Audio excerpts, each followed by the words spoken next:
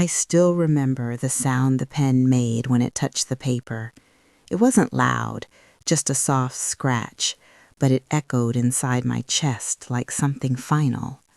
The room was colder than it needed to be, one of those government buildings that never quite warms up no matter the season. Pale walls, long table, a clock ticking too loudly, like it was in a hurry to be done with me. Across from me sat two men who had once called me family, my husband's sons. They looked calm, prepared, almost relaxed.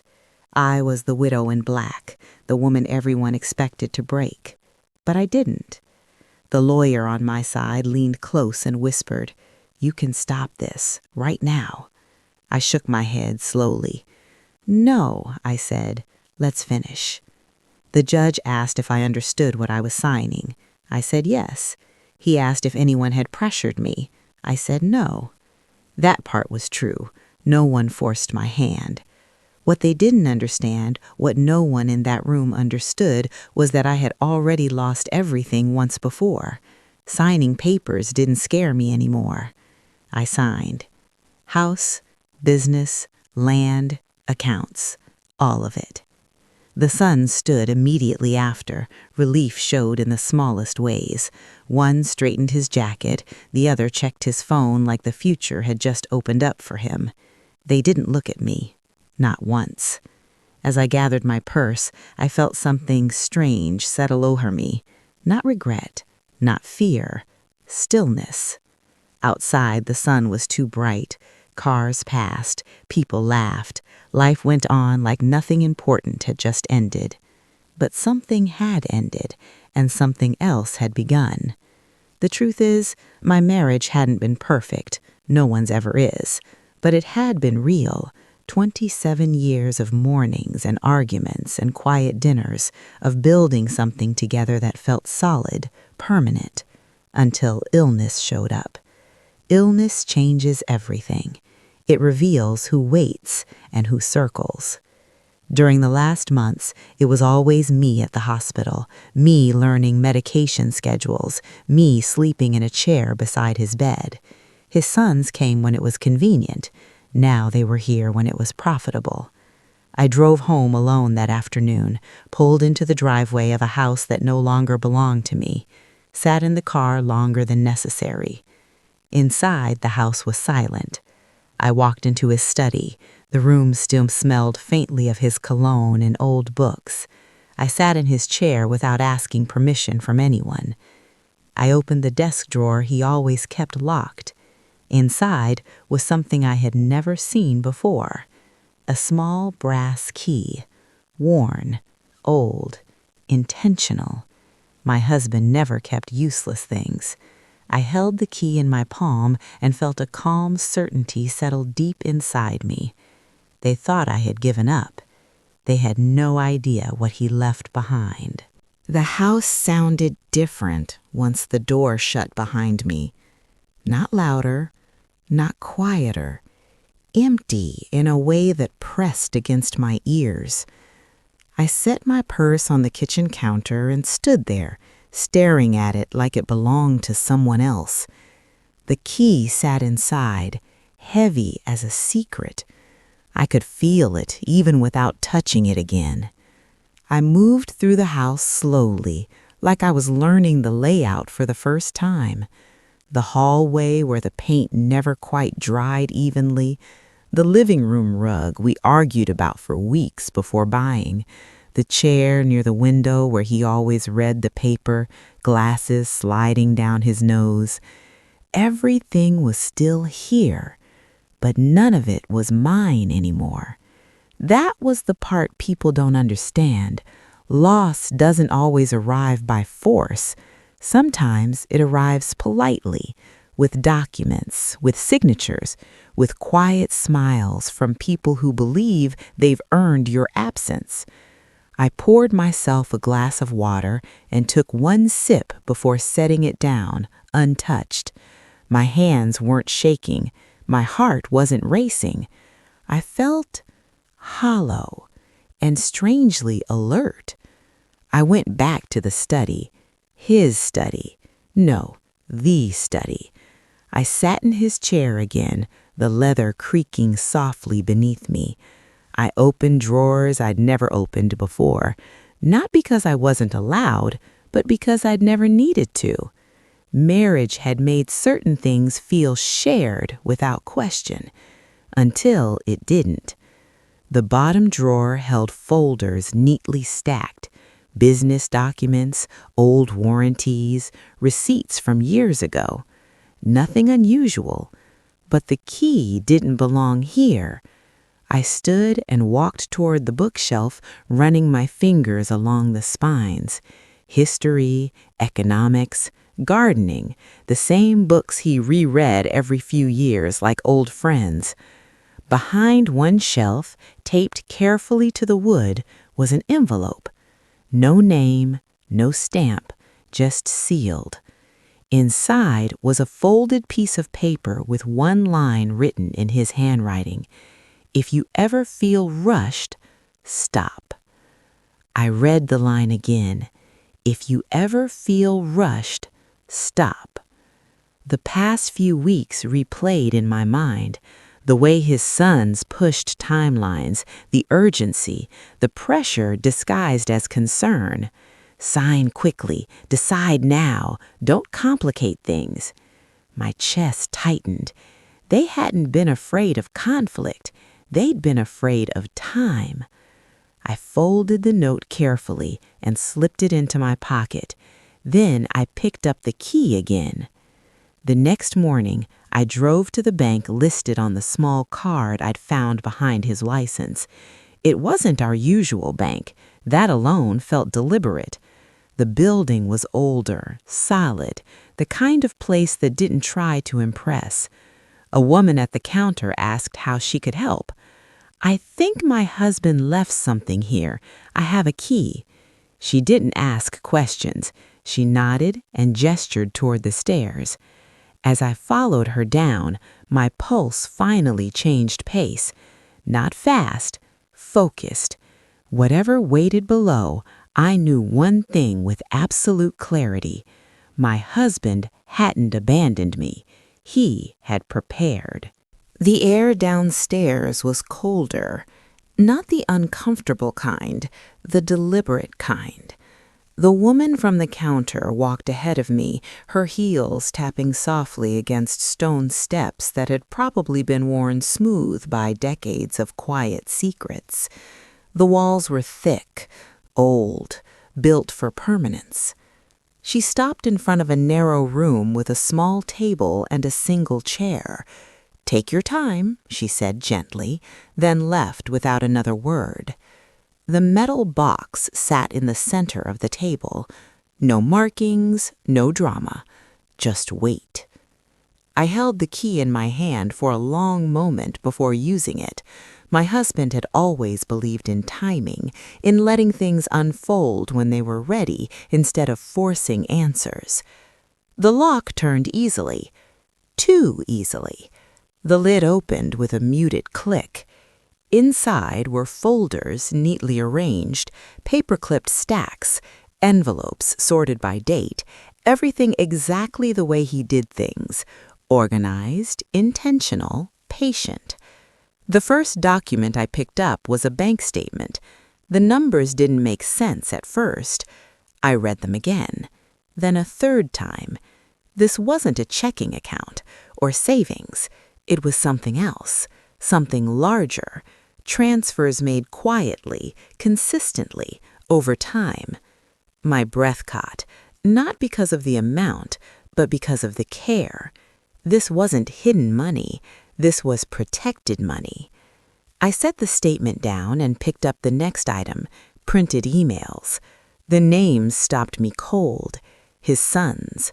The timestamps went back months, before the diagnosis, before the hospital, before everything changed. The words on the page made my stomach tighten. Not cruel, calculated. They discussed timing, assets, legal steps. Not once did they mention him as a person, only as a process. I felt something sharp rise in my chest, not anger yet, but recognition, the kind that hits when a puzzle piece finally clicks into place. The rushed meetings, the rehearsed sympathy, the way they avoided specifics. It hadn't been grief driving them. It had been opportunity. I closed my eyes for a moment and breathed through it. Then I saw the envelope, cream-colored, thicker than the others.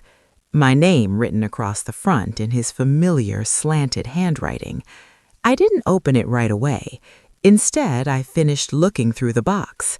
More documents, property records, insurance policies. Two things stood out clearly. First, he had moved assets well before his health declined, quietly, legally, carefully. Second, what his sons believed they were inheriting wasn't what they thought it was. I sat back slowly, my hands resting flat on the table. The realization didn't crash into me, it settled. My husband had known, not at the end, earlier. He had seen the shift in their behavior, felt the pressure, understood the urgency in their concern, and instead of confronting them, he planned. Finally, I opened the envelope.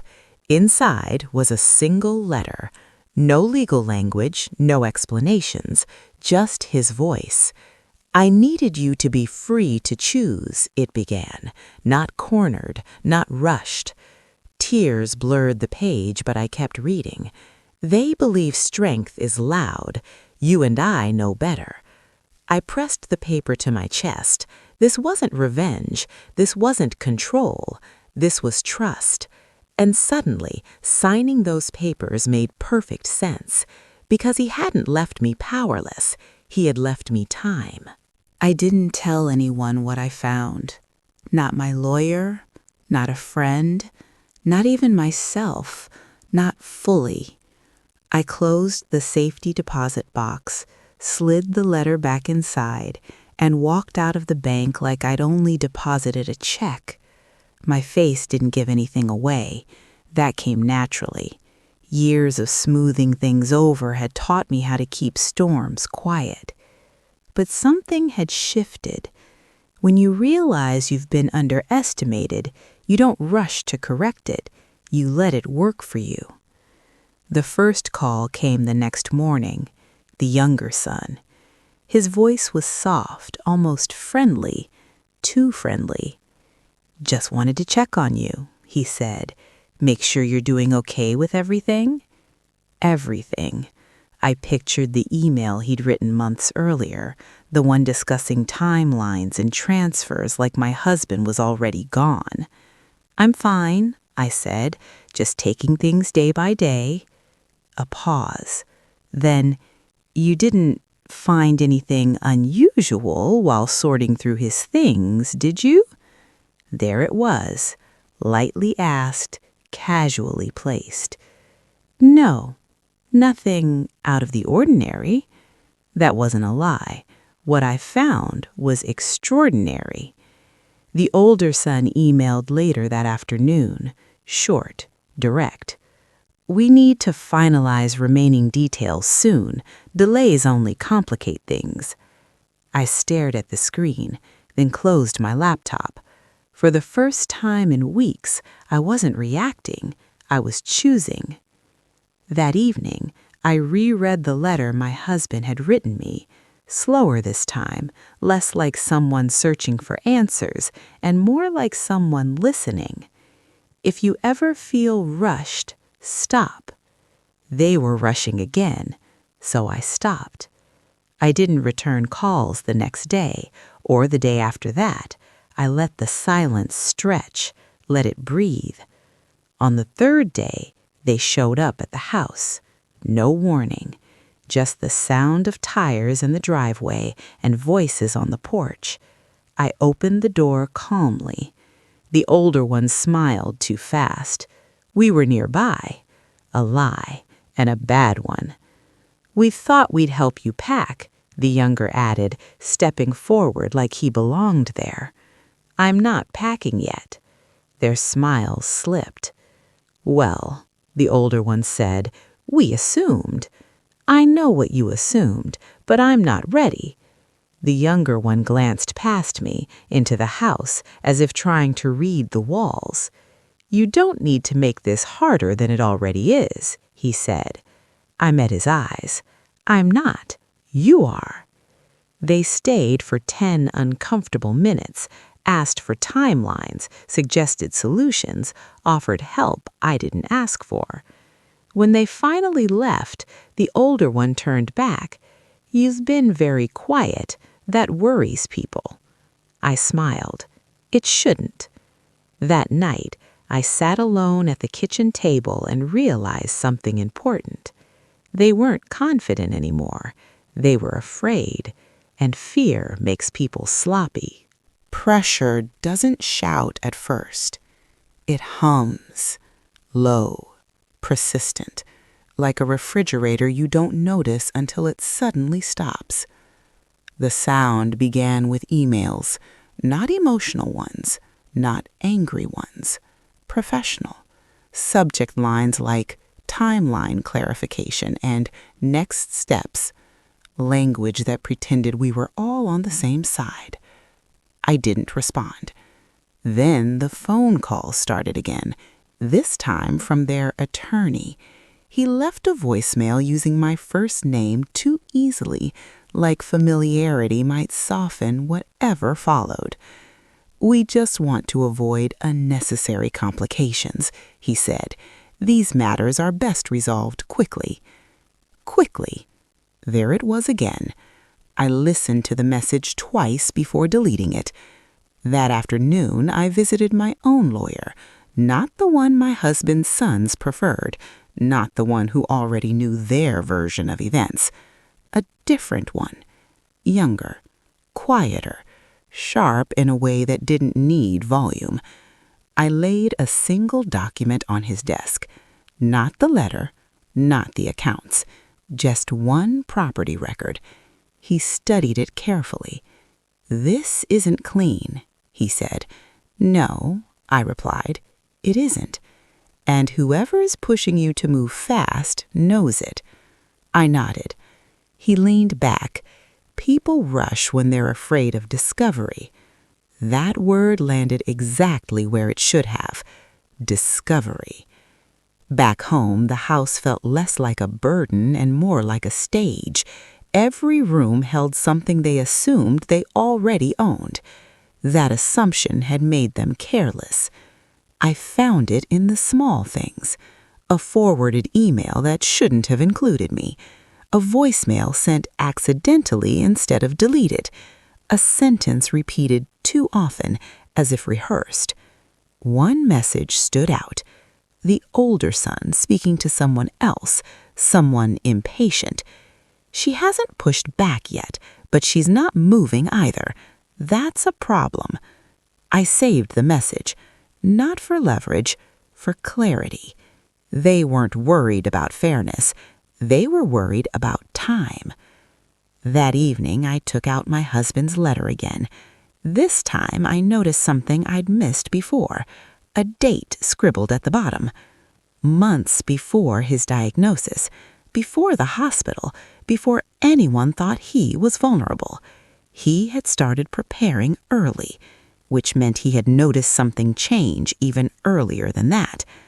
I wondered what he'd seen. A look, a tone, a question asked too soon. Love teaches you patterns. So does betrayal. The next day, the younger son showed up alone. No lawyer, no brother, just him.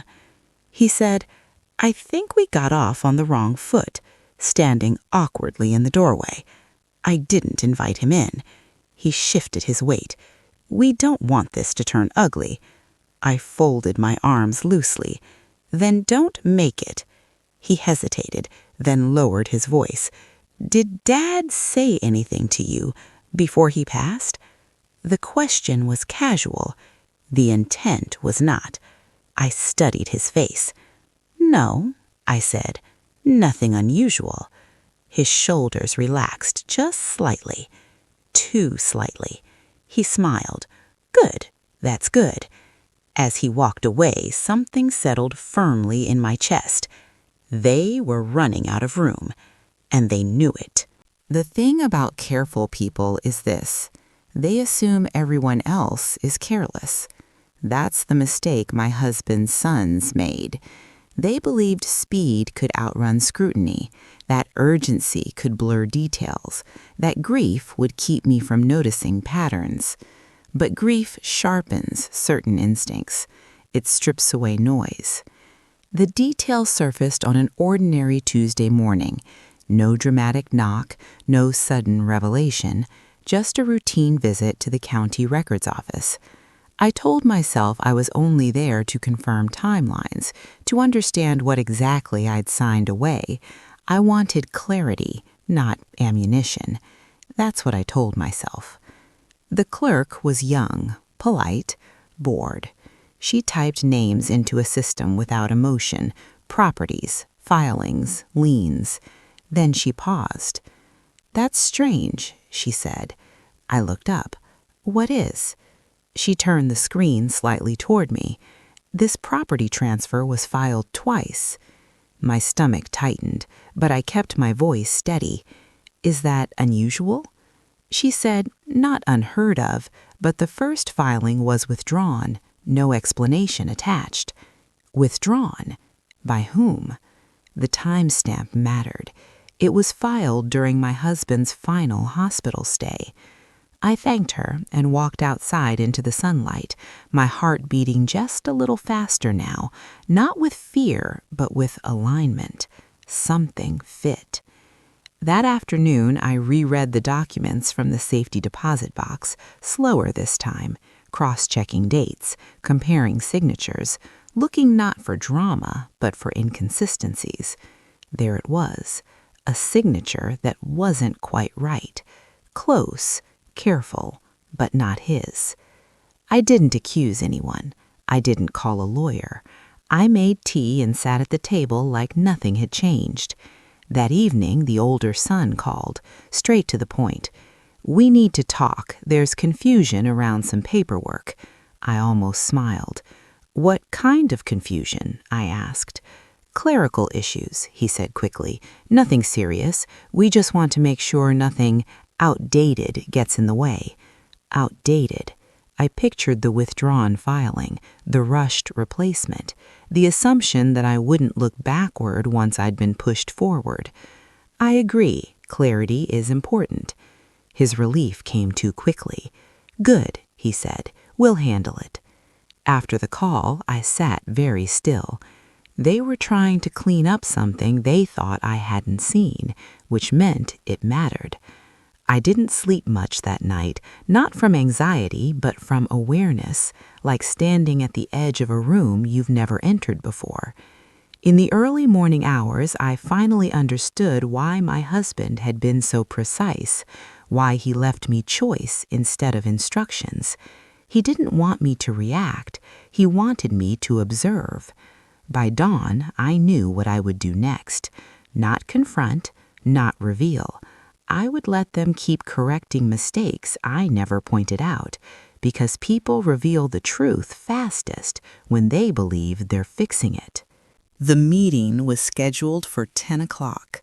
They chose the place. Neutral ground, they called it. A downtown office with glass walls and a view meant to impress. The kind of place where people believe authority lives just because the furniture is expensive. I arrived 5 minutes early. They were already there. Both sons, one lawyer, 2 legal pads, 0 patience. The older son stood when I entered, forcing a smile that didn't reach his eyes. The younger stayed seated, fingers tapping lightly against the table, a rhythm, fast, uneven. "We appreciate you coming," the lawyer said, voice smooth. "We want to clear up some minor discrepancies." Minor. I took my seat slowly, placed my purse beside the chair, folded my hands. "Of course," I said. "I want things to be clear."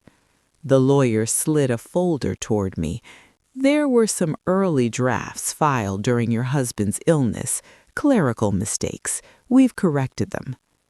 I didn't open the folder. Instead, I asked, "Why were they withdrawn?" The tapping stopped. The older son leaned forward. "That was just procedure." "Procedure for what?" I asked. Silence stretched. "Not long, just long enough." The lawyer cleared his throat. "Sometimes documents are prepared in advance, then adjusted." "Adjusted by whom?" I asked. This time the younger son spoke. "You're overthinking this." I met his eyes. "No," I said calmly. "I'm finally thinking clearly." The lawyer attempted a redirect. "Let's focus on moving forward." "That's exactly what I'm doing." I opened my purse and removed a single page, just one. I placed it face down on the table. The sound it made when it landed was quiet, but it changed the air in the room.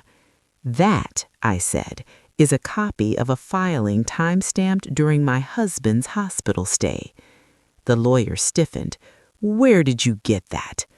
I asked questions, slow ones. The older son's jaw tightened. "This is unnecessary." "Then explain it," I said. No one spoke. I turned the paper over. "Notice the signature," I continued. "It looks right at a glance, but it isn't." The lawyer leaned in despite himself. The younger son stood abruptly. "This is harassment." I didn't raise my voice. "This," I said, "is accuracy." The lawyer closed the folder in front of him and sat back.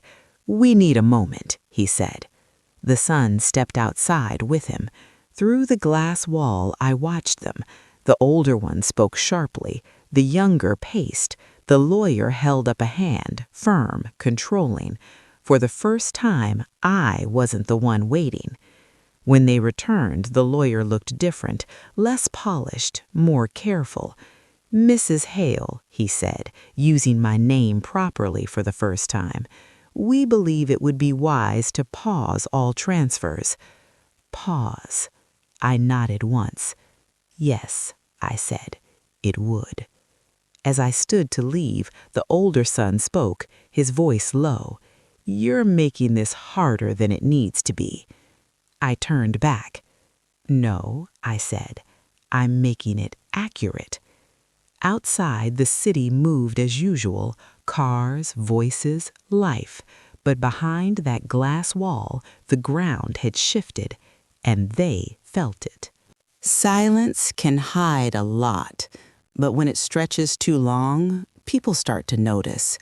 The pause they'd asked for was supposed to be temporary, a courtesy, a way to align records. That's what the lawyer called it in his follow-up email, written with the careful tone of someone choosing every word like it might be used later. I agreed to the pause, outwardly. Inwardly, I watched.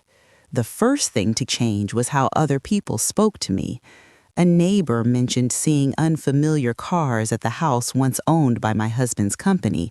A banker left a voicemail asking for clarification on an account that hadn't existed, at least not publicly, until recently. Questions travel faster than answers, and once questions start, silence stops looking dignified. It starts looking strategic. The older son called again, late one evening. No greeting, no softness. "You didn't have to bring other people into this," he said. I sat at my kitchen table, the window open, listening to the night. "I didn't," I replied. "They found their own way." He exhaled sharply.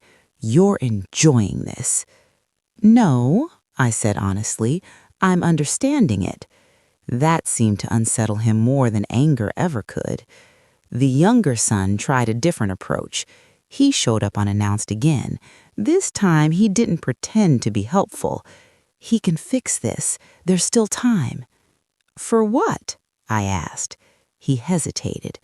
"To keep things private." There it was. Privacy wasn't about dignity. It was about containment. Privacy, I said slowly, only matters when there's something you don't want seen. His eyes flicked away. He left without another word. The next morning, my lawyer called. They've requested mediation, he said. Urgent. Why now? I asked. Because someone else has started asking for documents. I closed my eyes. Not relief, recognition. The system doesn't move for grief, it moves for inconsistencies. By afternoon, the tone shifted completely. No more timelines, no more instructions, just caution. Every email copied more people, every sentence padded with disclaimers. The lawyer used phrases like out of an abundance of caution and pending further review. The older son stopped calling. The younger one texted once, "Can we talk? Just us?" I didn't reply. That evening, I sat on the porch as the sky faded from blue to gray. I thought about how quickly confidence erodes when it's built on assumption instead of truth. They had assumed I wouldn't look.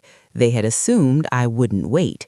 They had assumed silence meant ignorance. But silence had been my advantage. I wasn't hidden anymore. I was visible. And visibility changes behavior. Somewhere behind closed doors, they were scrambling, revising stories, calling advisors they should have called months earlier. I felt no thrill in that, only calm, because whatever came next wouldn't be decided by who spoke loudest. It would be decided by what remained when the noise settled. The mediation was scheduled for Friday, late afternoon. The kind of time chosen when people hope exhaustion will soften resolve. I arrived with nothing but a folder and patience. They arrived with reinforcements, another attorney, a financial advisor, carefully neutral expressions. Too many people for something that was supposed to be simple. The older son didn't look at me when I sat down. The younger nodded once, like a habit he couldn't break. The mediator spoke first, explaining ground rules, neutrality, confidentiality. I listened. So did they. But their listening was different now, tight, watchful. The confidence they once wore so easily had thinned like fabric stretched too far. The older son finally spoke. "We want to resolve this without escalation." Escalation. Such a careful word. "What does that look like?" the mediator asked. The older son cleared his throat. "We're willing to revisit certain allocations." Allocations.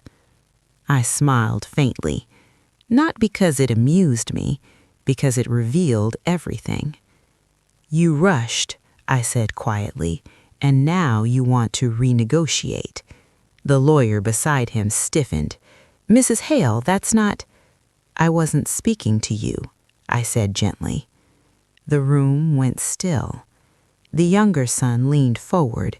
"You don't understand how complicated this is." "I understand exactly how complicated it is. That's why I stopped moving." Silence filled the room. The mediator looked between us. Perhaps it would help to clarify what each party knows. I slid my folder onto the table. Didn't open it, just placed it there. The sound was soft, but final.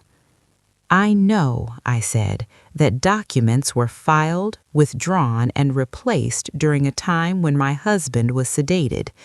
The older son looked up sharply.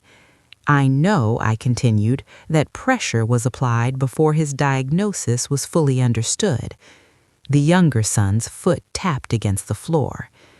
"And I know," I said, voice steady, "that speed mattered more than accuracy." No one interrupted, because interruption requires confidence. The older son finally spoke. His voice was lower now, controlled. "What do you want?" There it was. Not strategy, not defense. Surrender disguised as negotiation. I want time and distance. The mediator blinked. Time for what? For everything to be reviewed, I said, by people who weren't rushing. The older son shook his head. That could take months. Yes, I said, it could. The younger son leaned back, rubbing his face. This will destroy what's left of the family. I met his eyes. You destroyed that when you assumed silence meant consent. The mediator closed her notebook slowly. Given what's been stated, I recommend a full pause on all transfers. The lawyer exhaled sharply. The older son said nothing. As the meeting ended, chairs scraped softly against the floor, papers gathered, hands avoided. As they passed me, the older son stopped. You planned this, he said under his breath. I looked at him. No, I replied, your father did. And for the first time, he had no answer. The letter arrived on a Monday morning. Plain envelope. No return address that meant anything to me. It came from a department I hadn't contacted. That's how I knew it mattered. I stood at the kitchen counter holding it for a full minute before opening it. Not because I was afraid, but because I understood what letters like this usually meant. Someone else had started looking. Inside was a formal notice, polite language, neutral tone. We are conducting a routine review related to recent property and asset transfers connected to the Hale estate. Routine. Nothing about this felt routine. I sat down slowly and read it again, paying attention to what wasn't said. No accusations, no conclusions, just inquiry. And inquiry is where truth starts to breathe. Within hours, the phone rang. Not from the sons, not from their lawyer, from mine. They didn't expect this, he said without preamble, and they can't stop it. Who contacted them? I asked. A bank, then another, then someone from records noticed overlapping filings. I closed my eyes. All those small details, the rushed signatures, the withdrawn documents, they hadn't unraveled because of me. They unraveled because lies don't stack well under weight. By Wednesday, everything felt different. Calls stopped entirely. Emails, once constant, went silent. Silence had changed sides. On Thursday afternoon, I received a message from the younger son. Not a voicemail, not a call, a text. I didn't know how far this would go. I stared at it for a long time. Then I typed one sentence back. Neither did your father. That's why he slowed down. 3 dots appeared, then disappeared. No reply came after that. Later that evening, my lawyer forwarded me something else, a copy of a document filed quietly that morning, an amended disclosure, late, incomplete, carefully worded, but it confirmed what I already knew.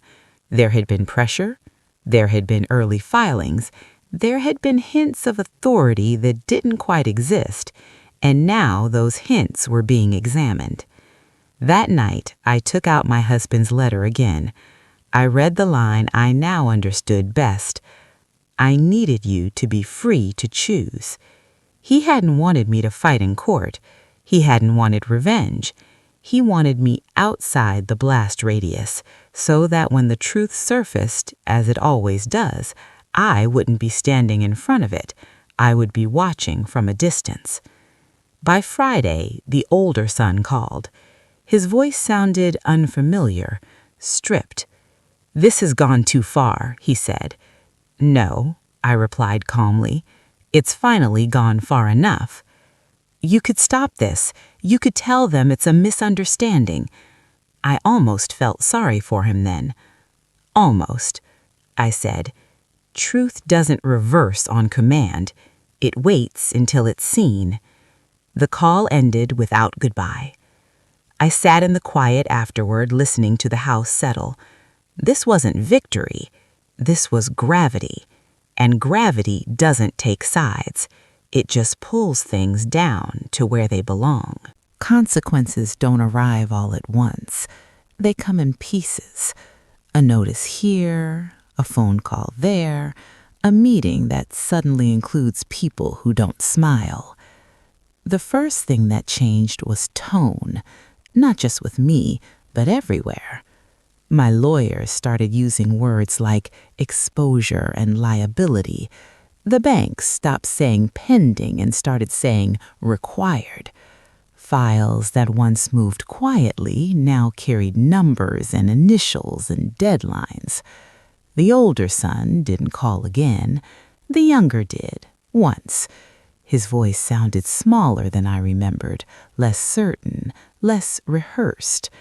"They're asking for records we don't have," he said, "things from years ago." I said nothing. "They think Dad didn't authorize everything," he continued, breath quickening.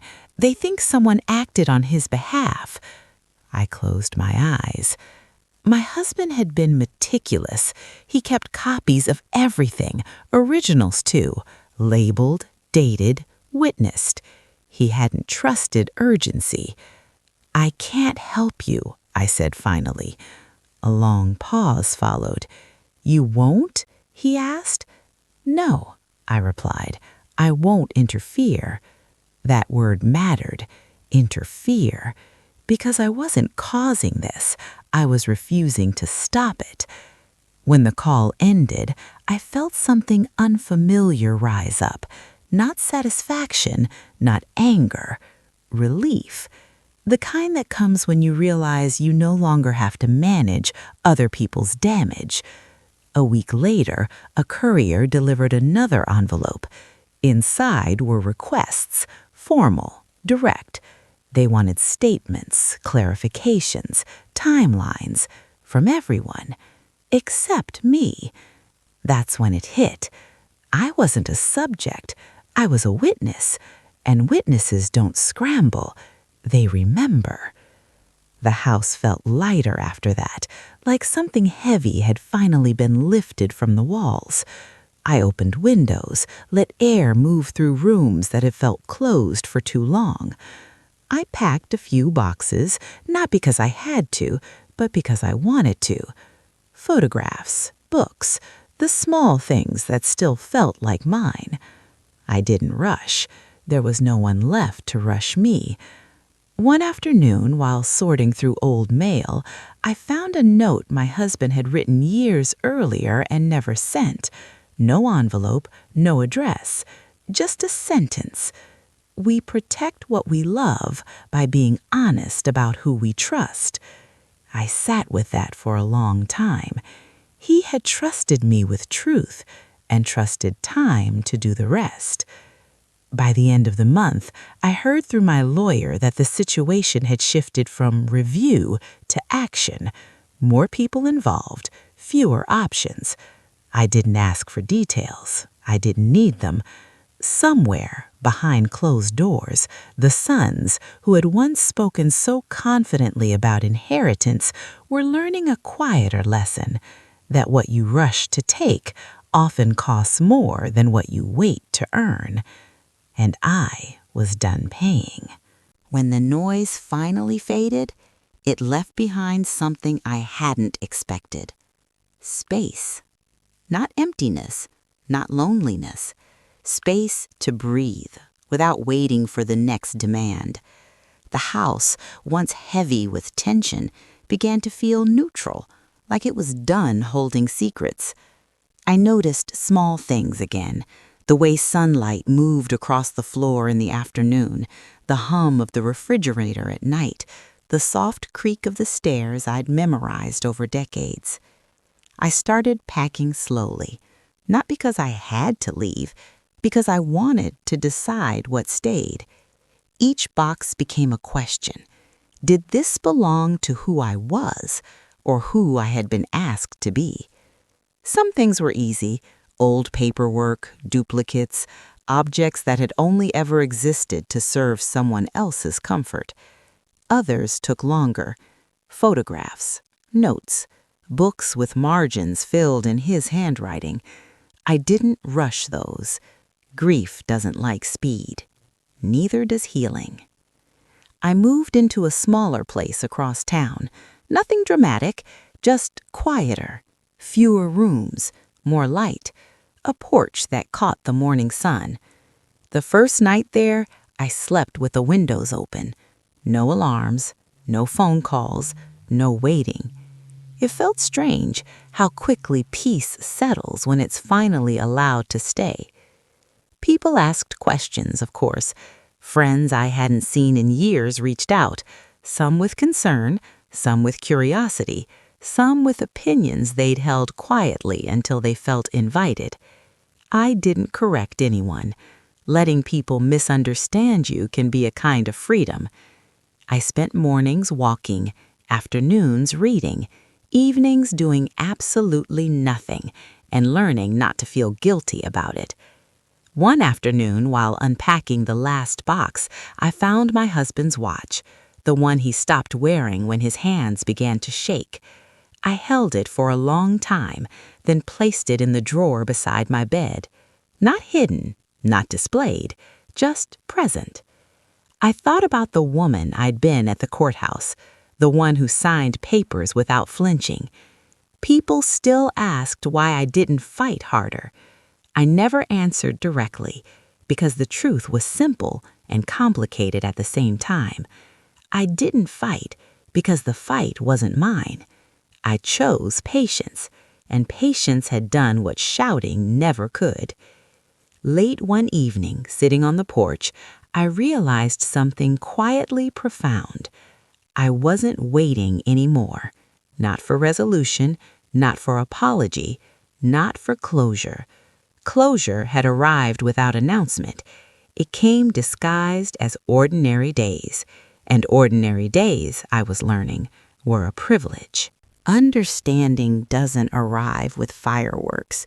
It arrives later, when no one is watching, when life has already moved on. I noticed it first in how I spoke. I stopped explaining myself, stopped softening my sentences so others would feel comfortable, stopped filling silence just to prove I was still agreeable, still kind, still worthy of being kept around. Kindness didn't disappear, it just stopped negotiating. I began to see how often I'd mistaken endurance for love, how often I'd stayed quiet, not because I was peaceful, but because I'd been trained to believe that steadiness meant silence. That realization didn't come with anger, it came with relief.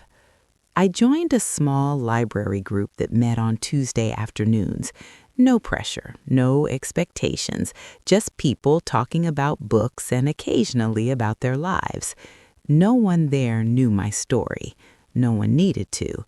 I liked that. One afternoon, a woman beside me said something offhand, something small. I spent most of my life being careful so other people wouldn't leave. The words stayed with me long after the meeting ended. That night, I sat at my kitchen table and thought about how careful I'd been. Careful not to upset, careful not to ask too much, careful not to seem difficult. I wondered how many women carried that same quiet habit like an inheritance they never asked for. The phone rang once more that month. The younger son. I almost didn't answer. Almost. "I just wanted you to know," he said, voice strained but calmer than before. "Things are different now." I waited. "I don't expect forgiveness," he added quickly. "I just didn't want you to think none of it mattered." I closed my eyes. "It mattered," I said, "just not in the way you wanted." He didn't reply, but he didn't argue either. When the call ended, I didn't feel triumphant. I felt finished. There's a difference. Finished doesn't mean healed. It means no longer reaching backward. On the anniversary of my husband's death, I didn't mark it publicly. No flowers, no posts, no ceremony. I took a long walk instead. I let memories come and go as they pleased. Some hurt, some warmed, all of them passed. That night, I reread his letter one last time. I didn't analyze it anymore. I didn't look for meaning. I simply let it be what it was. Trust. He trusted me to survive the truth, and I had. I realized then that strength isn't what you show when everyone's watching. It's what remains when no one is. And what remained in me felt steady, not loud, not sharp, just quietly, undeniably mine. There was no final moment where everything made sense at once. No scene where I stood taller, no victory speech, no satisfying last word. Life doesn't work that way. It just keeps going. One morning, months later, I woke before the sun. The house was still, not silent in a lonely way, silent in a settled way, like nothing was waiting to demand something from me. I made coffee and sat by the window, watching the sky change color. I realized then that I hadn't thought about them in days, not with anger, not with curiosity, not even with distance. They had simply faded. And that's when I understood what my husband had truly given me. Not money, not protection, not revenge. Release. He had trusted time to finish what confrontation couldn't. I thought about the woman I used to be, the one who believed strength meant holding everything together no matter the cost, the one who thought love required endurance without complaint. She wasn't weak. She was surviving with the tools she had. But she isn't the woman I am now. Now I choose differently. I choose pauses instead of panic. I choose listening instead of explaining. I choose silence when words would only serve fear. Sometimes in the evening, I sit on the porch and let the world move without me. Cars pass, neighbors laugh. Somewhere, someone is rushing. I don't. And in that stillness, I feel him, not as loss, as trust fulfilled. People still ask me why I didn't fight harder in the beginning, why I didn't raise my voice, why I didn't protect myself louder. I never correct them, because protection doesn't always sound like shouting. Sometimes it sounds like waiting. Sometimes it looks like stepping aside and letting truth walk forward on its own. If there's a lesson in my story, it isn't about inheritance or betrayal or even justice. It's this. Silence isn't weakness. It's space. And space allows truth to show itself without being chased. I didn't win. I didn't lose. I lived. And now when I look at my life, quiet, unclaimed, finally mine, I understand something I didn't before. The strongest endings don't announce themselves. They simply arrive and stay. If this story stayed with you, if any part of it felt familiar, please know you're not alone. Take a second to like this video so more people who need stories like this can find them. Subscribe to the channel for weekly real-life inspired stories about truth, survival, and quiet strength.